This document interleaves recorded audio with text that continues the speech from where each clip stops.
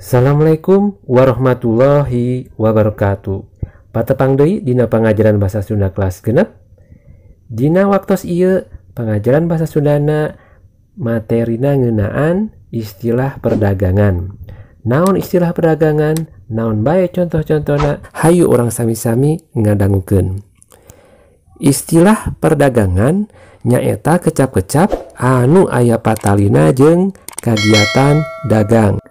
Kecap pagawean, kecap sifat, kecap barang anu aya patalina jeung kagiatan dagang, kagiatan jual beli. Naon bae contoh-contohna?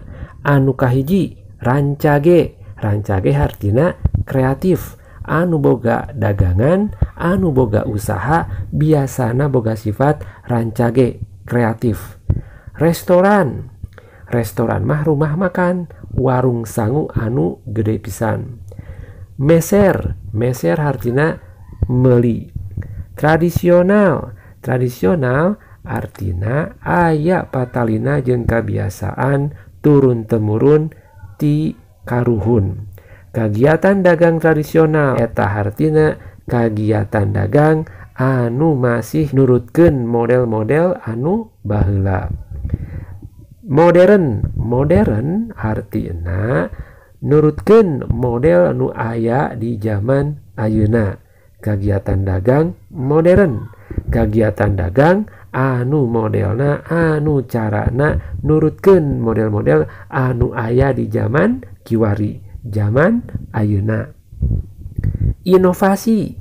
Inovasi mah artina pikiran atawa ngalakukeun hal-hal anu anyar. Samemehna hal ieu teu acan dilakukeun ku nu sanes. Online. Online mah nyambung jeung internet.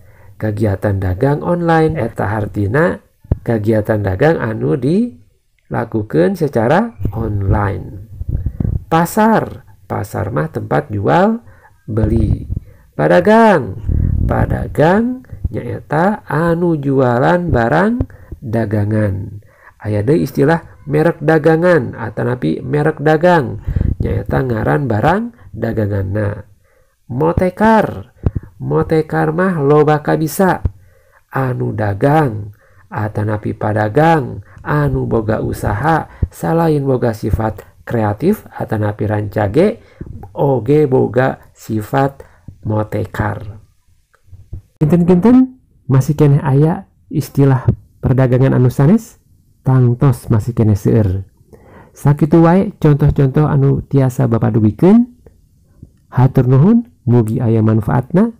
Assalamualaikum warahmatullahi wabarakatuh.